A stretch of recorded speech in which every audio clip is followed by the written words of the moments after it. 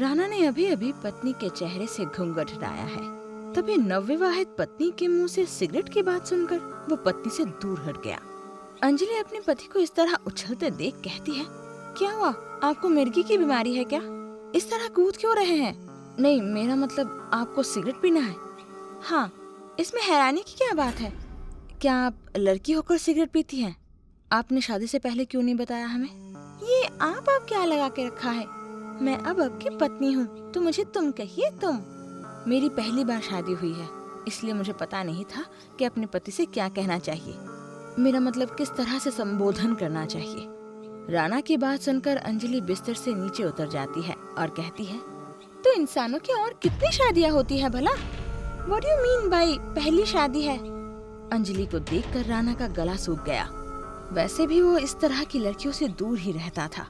अब देखो किस्मत कहाँ लेकर आई है कि ऐसी लड़की से पाला पड़ गया। राणा ने हकलाते हुए कहा, अरे मैंने तो कई बार देखा है कि शादी अगर मनपसंद से ना हो तो वो कई और भी शादियाँ कर लेते हैं। अंजलि को राणा की बात पर गुस्सा आ गया और उसने राणा की शेरवानी का कॉलर पकड़ लिया और गुस्सेल भरी आवाज में कहा, क्या मतलब है तुम्हारा? मुझे छोड़ दोगे और दोबारा शादी भी करोगे? अरे मैंने ऐसा कब कहा?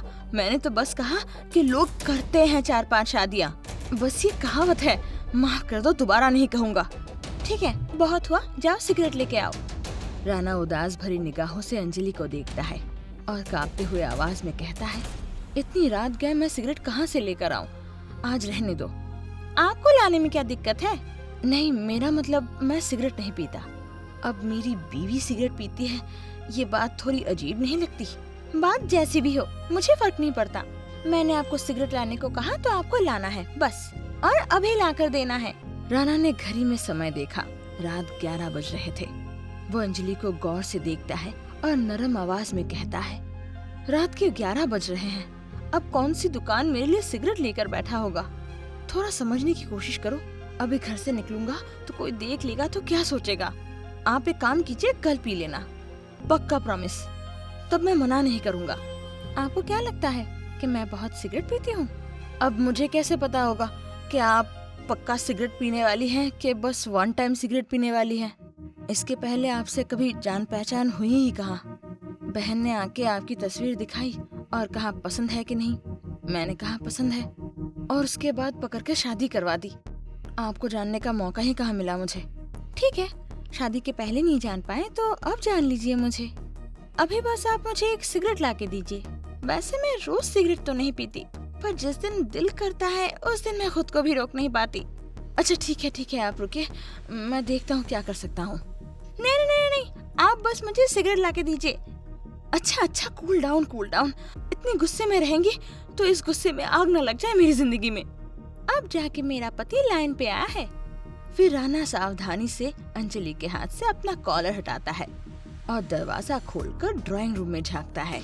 घर पर कोई नहीं है क्योंकि शादी काजी के ऑफिस में हुई है, और शादी के बाद राणा ने कुछ गवाहों को रेस्टोरेंट में खिलाकर विदा कर दिया। घर पर सिर्फ बहन जूली और राणा और अंजलि है। राणा के माता पिता की बहुत दिन पहले ही रोड एक्सीडेंट में मृत्यु हो गई थी।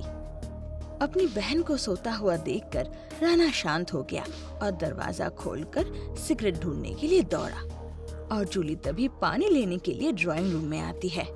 वो अपने भाई को चोरों की तरह घर से निकलते देख हैरान रह जाती है और मन ही मन सोचती है, इतनी रात को भला मेरा भाई भाभी को छोड़कर गया कहाँ?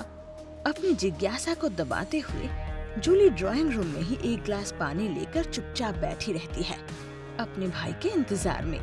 20 मिनट बाद राणा फिर चोरों की तरह घर में दाखिल हुआ और दरवाजा बंद कर लिया। ड्राइंग रूम में आते ही लाइट जलने की वजह से जूली ने साफ देख लिया कि उसके भाई के हाथ में सिगरेट का पैकेट है। ये देखकर जैसे वो आसमान से गिरी। ये उसने क्या देख लिया? भाई ने सिगरेट पीना कब चालू किया? क्या इसका ये मतलब है कि उसने भाभी की जिंदगी बर्बाद कर दी? उसने अपने भाई के लिए अंजलि को पसंद किया था।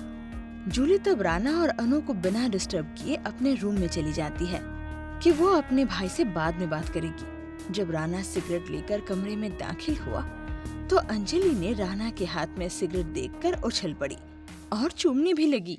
राणा मूर्ति की भांति वही खड़ा रह गया।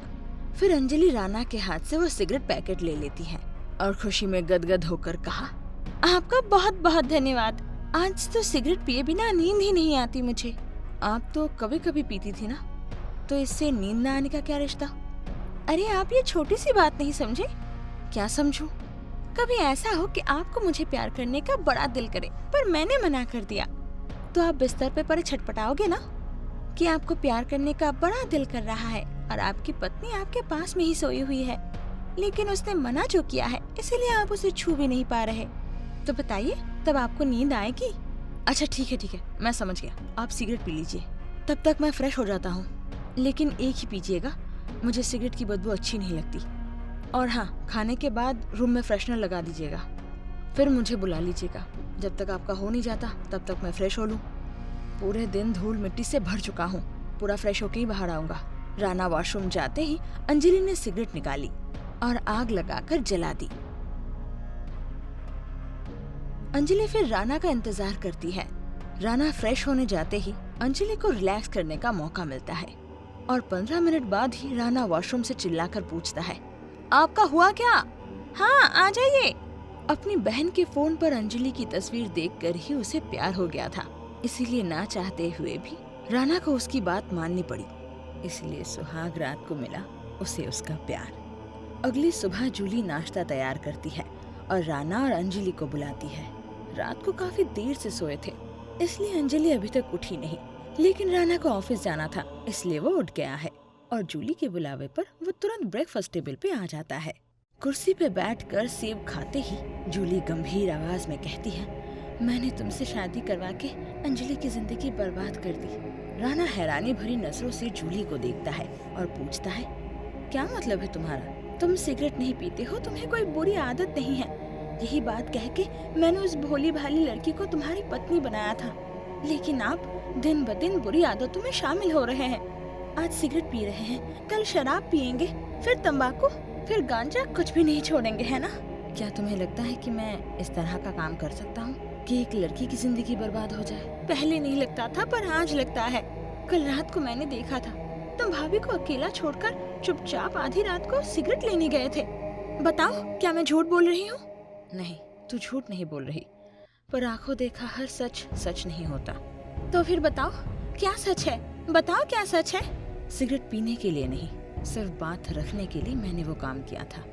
जूली फिर हैरानी भरी नजरों से अंजलि की ओर देखती है। राना सिर झुकाए बैठा रहता है। जूली फिर पूछती है, मतलब?